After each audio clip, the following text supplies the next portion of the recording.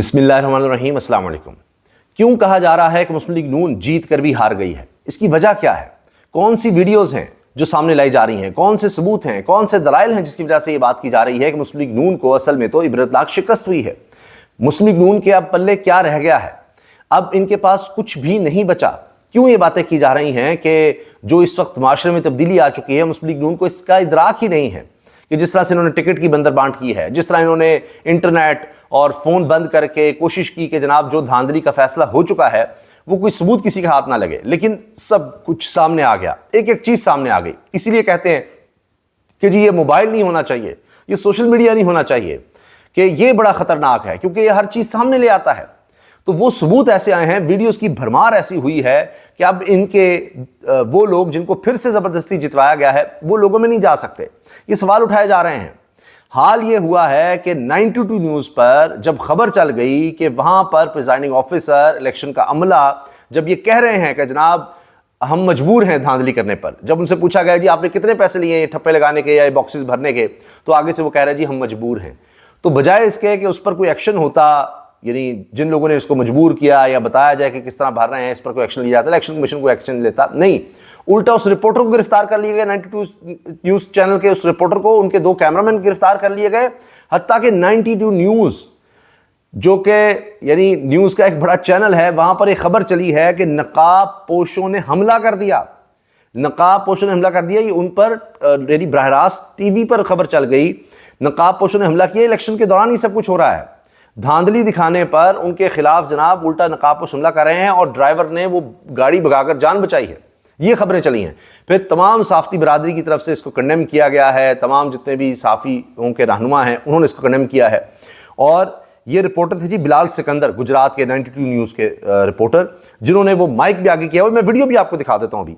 अच्छा, वो माइक में बेचारा बोल रहा है जनाब प्रिजाइडिंग ऑफिसर कहा जी मजबूर हैं हम धांधली करने पर, हम क्या करें।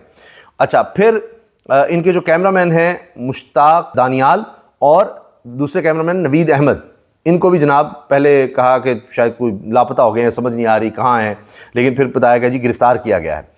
अच्छा, अब आप ये देखिए कि हुआ ये कि इनको पहले ही पता था अवाम में पजीराई नहीं है, कुछ नहीं हो सकता, अगरचे ज़्यादातर सीटें इन्होंने खाली की थी जीत कर, तो पहले ही प्लान कर लिया था कि इस दफ़ा अब फॉर्म 47 का किसी ने नहीं मानना। हमने पहले फॉर्म 47 के ज़रिए धांधली की थी, इस दफ़ा फॉर्म 45 पर ही करना है काम। तो पहले ही साइन करवा लिए गए, फॉर्म 45 पर पहले ही साइन करवा लिए गए। उसकी भी वीडियोस आ गई हैं, वो भी मेरे पास है, वो भी आपको दिखाता हूं। अच्छा, अब यहां पर ये वारदात डाली और आप देखिए पहले 3 दिन तक फॉर्म 47 सामने नहीं आया था क्योंकि फॉर्म 45 की समझ नहीं आ रही, कैसे रद्दोबदल करें, ये वो। फिर कहा जी छोड़ो बाद में देखी जाएगी, फॉर्म 47 तो जारी करो सारी आगे पीछे करके। उसमें भी 2 नंबरियां पकड़ी गई थी कि भाई इतने तो कहीं वोट ही नहीं थे डले जितने बताया गया कि जनाब टोटल वोट नहीं थे जितनी वो किसी को जीत में डाल दिए। अजीब व गरीब घपले थे कि बताया मर्द ख़वातीन इतनी थी लेकिन वोट पता नहीं उनसे भी ज़्यादा डाल गए, क्या हो गया, रिजेक्टेड वोट ऊपर नीचे हो गए क्योंकि 3 दिन लगाने के बावजूद कि अच्छा कितने वोट हैं आगे पीछे करें, टोटल कितने। फॉर्म 47 कंसोलिडेटेड होता है तमाम पोलिंग स्टेशंस का, जितने भी उस हल्के के होते हैं उन सब से कंपाइल 45 को कंपाइल करके फॉर्म 47 जारी किया जाता है। तो 3 दिन लगे थे फॉर्म 47 लाने में। आज चूँकि पहले से तैयारी थी तो 6 घंटे के अंदर फॉर्म 47 भी आ गया है ना कमाल। लेकिन फिर भी 2 नंबरियां हैं। मिसाल के तौर पर ये शाकिर महमूद अवान बड़े अच्छे रिपोर्टर हैं, लिखते हैं PP 36 ज़िमनी इलेक्शन जादू हो गया। पोलिंग स्टेशन कोट प्रोया, थाना Ahmednagar, Wazirabad, total vote 895 cast हुआ।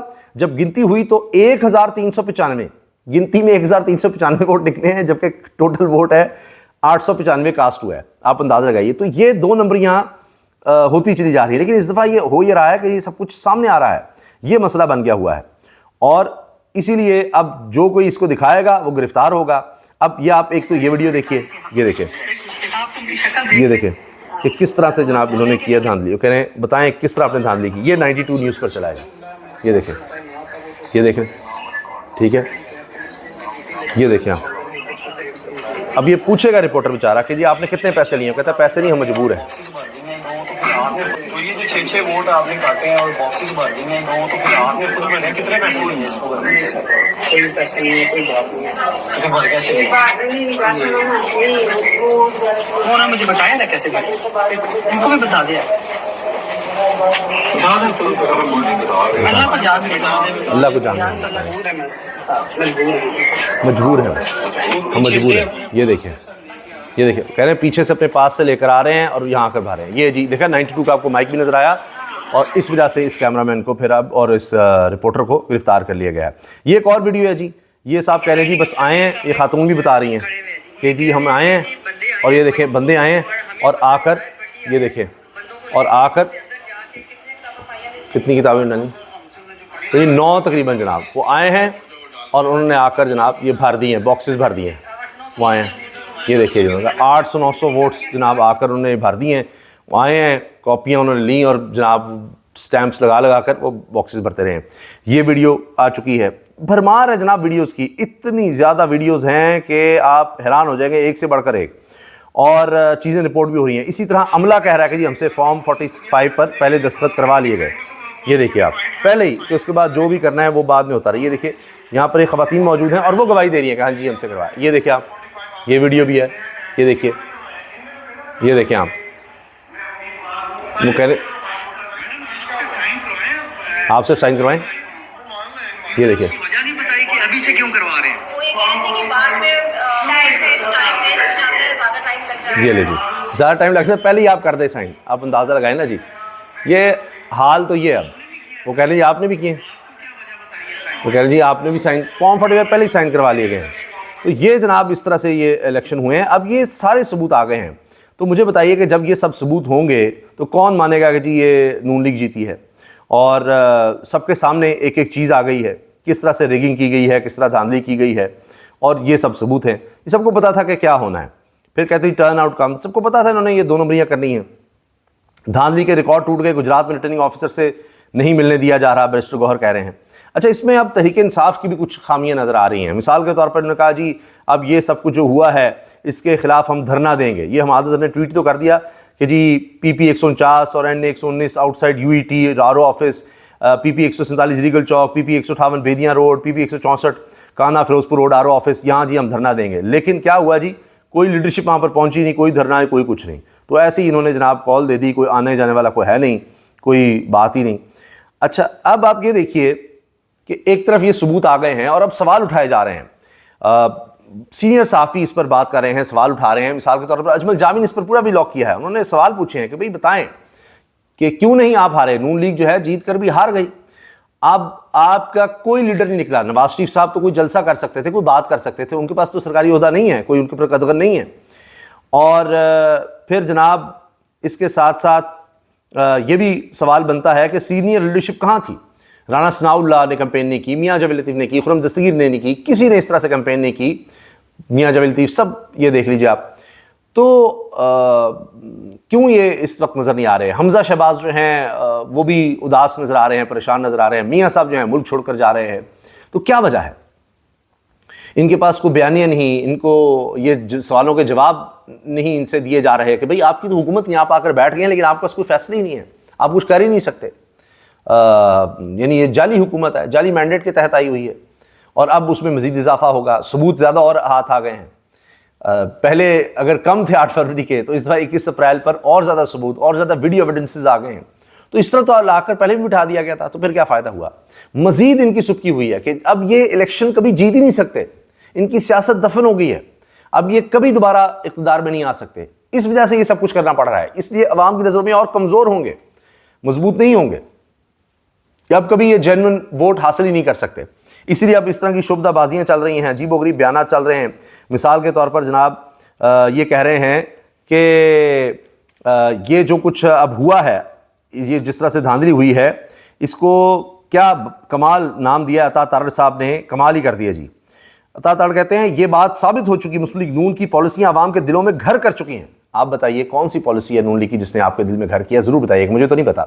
मुझे ये पता है कि पिछले 2 साल से जब से ये इनको मुसल्लत किया गया है, बिजली रिकॉर्ड महंगी हुई है, गैस की कीमत में रिकॉर्ड इजाफा हुआ है, बेरोज़गारी में रिकॉर्ड इजाफा हुआ है, खुराक की बच्चों में जो कमी है उसमें रिकॉर्ड इजाफा हुआ है, तालीम का हमारा निज़ाम तबाह बर्बाद होता चला जा रहा है, हर चीज़ महंगी, गुर्बत में इजाफा, 1 करोड़ लोग मज़ीद गुर्बत की लकीर से नीचे जा रहे हैं, बेरोज़गारी बढ़ रही है, गुर्बत बढ़ रही है, महंगाई रिकॉर्ड बना रही है, चाहे वो बिजली, पेट्रोल 300 पर जा रहा है जी, बिजली का कहा जा रहा है 100 रुपये यूनिट हो जाएगा, गैस बिजली के पीछे पीछे आगे बढ़ रही है।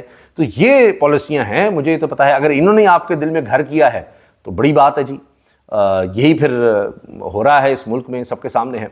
आखिर में बात करेंगे जनाब, अब इस वक्त फिर एक T20 सीरीज़ हो रही है पाकिस्तान में, न्यूजीलैंड की टीम आई है, वो भी उनके बेस्ट प्लेयर्स तो नहीं आए, मगर फिर भी ये कहा जा रहा है कि चलें ये तैयारी है जी वर्ल्ड कप के लिए। मगर ये तैयारी किस तरह से हो रही है कि एक तो मोहम्मद आमिर की वापसी हुई तो लोगों ने कहा बड़ा चलें जी, अच्छा जी, शायद ये एक अच्छा कॉम्बिनेशन बन जाए और शाहीन अफरीदी के साथ बड़ी ज़बरदस्त कोई हम देखें कि ये कोई पार्टनरशिप कर रहे हैं बॉलिंग में और अच्छी विकेट्स ले रहे हैं। लेकिन वो पहला मैच तो बारिश नज़र हो गया, दूसरे मैच में मोहम्मद आमिर ने 2 विकेटें ली, बड़े खुश नज़र आ रहे थे, अगले मैच में ड्रॉप हो गए और उनकी जगह हम ये कह सकते हैं हमारे पास स्ट्राइक बॉलर वो अब शाहीन अफरीदी थे। लेकिन चलें, वो तो जिस तरह से कोशिश तो उनकी थी परफॉर्म करें, क्योंकि पहले मैच में तो उन्होंने 3 विकेटें ली थी।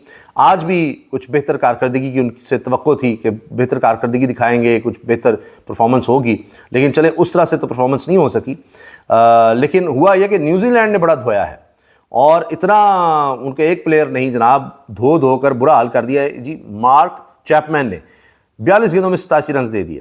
लेकिन हुआ यह कि नसीम शाह जो हैं उनको बड़ी मार पड़ी है जी। 44.66 की इकॉनमी से उन्होंने स्कोर खाया है और 3 ओवर करवाए, 44 रन दे दिए, जबकि कोई विकेट शाहीन अफरीदी को भी नहीं मिली। पहले मैच में तो, पिछले मैच में तो बड़ा अच्छा पाकिस्तान जीता और अब उतने ही बुरे तरीके से हारा है। और ये पाकिस्तान ने तो जनाब कहा 178 रन का टारगेट बड़ा अच्छा होगा 4 खिलाड़ी आउट पर, लेकिन उन्होंने सिर्फ 3 खिलाड़ियों के नुकसान पर कुछ 10 गेंदें पहले ही पूरा कर लिया न्यूजीलैंड ने। तो मोहम्मद आमिर को फिर अगले मैच में क्यों बिठा दिया, अगर 2 विकेट उन्होंने ले भी ली थी तो। अब ये कहा जा रही रोटेशन पॉलिसी है, हम चेक कर रहे हैं प्लेयर्स को, नंबर भी चेंज कर रहे हैं। रिजवान को जनाब ऊपर से नीचे ले आए हैं, अब बेस्ट ओपनर जा रहे थे बाबर आजम रिजवान, अब उसको भी चेंज कर रहे हैं, सब कुछ बदला जा रहा है। अजहर महमूद ने पोस्ट मैच प्रेस कॉन्फ्रेंस की, जी अब भी हारेंगे मैं सामने आऊँगा, बिकॉज कोचिंग के हवाले से और दीगर हवालों से मैं सामने लेकर आऊँगा, मेरी कोशिश है वर्ल्ड कप की अच्छी टीम तैयार करूँ। फिर उन्होंने कह दिया जी वो कुछ लोग अनफिट हो गए हैं, सवाल किया गया जी फिटनेस के लिए तो उनको काकुल भेजा था तो अनफिट क्यों हो गए, कहते जी वो बड़ी फटीक हो गई शायद, इस वजह से हमसे सही फील्डिंग नहीं हो रही, हमने रन्स भी ज़्यादा दे दिए हैं, डबल्स भी उन्होंने कर ली, वो कैचेस ड्रॉप भी हो रहे हैं, अगर चैपमैन का कैच ड्रॉप ना होता तो और कहानी थी। तो वो परफॉर्मेंस भी उस तरह नज़र नहीं आ रही, एक मैच में अच्छी तो उसके बाद फिर नीचे। तो आमिर को क्यों ड्रॉप कर दिया गया है, क्या उनको अभी दोबारा लाएंगे, फिर चेक करेंगे? इमाद वसीम को लाए हैं तो उनको फिर खिलाया क्यों नहीं, आगे खिलाएंगे? रोटेशन पॉलिसी का क्या मतलब है? तो ये अभी तक एक्सपेरिमेंट हम करेंगे और फिर वर्ल्ड कप में जाएंगे तो कहेंगे जी मौका किसी को नहीं सही तरह मिल सका। तो ये समझ नहीं आ रही कि अभी टीम की पॉलिसी क्या है। तो अभी देख रहे हैं हम इस सीरीज़ को भी एक्सपेरिमेंट के तौर पर ले रहे हैं, हम कब तक एक्सपेरिमेंट चलाते रहेंगे। लेकिन ये ज़रूर है कि इस मैच में स्कोर फिर भी बेहतर था 178, लेकिन शायद फिर भी कम नज़र आया है, बहुत ही कम नज़र आया है। और अब इसमें बॉलिंग का कहें हमें कमी है या बैटिंग में हम कुछ 200 से ज़्यादा करना चाहिए था, गलत रीड कर लिया। तो ये अब फ़िलहाल तो तैयारी हमें नज़र आ रही है कि वर्ल्ड कप की है, लेकिन ऐसे तो तैयारी कोई अच्छी नहीं लगती कि आपको समझ नहीं आ रही कि हमने क्या कम्बिनेशन अभी ट्राई करना है। अभी तक इतने सीनियर होने के बावजूद प्लेयर्स, तो अभी तक हमने देखना है कि किस किस को किस पोजीशन पर हमने ट्राई करना है। तो ये ना हो ट्राई करते करते जनाब वर्ल्ड कप में भी हम कहेंगे जी भी ट्राई ही करना है सबको। अपनी राय का इज़हार कमेंट सेक्शन में ज़रूर कीजिएगा। वीडियो अच्छी लगी तो लाइक करना मत भूलिएगा, शेयर भी कीजिए, सब्सक्राइब भी चैनल को कीजिए। अल्लाह हाफ़िज़।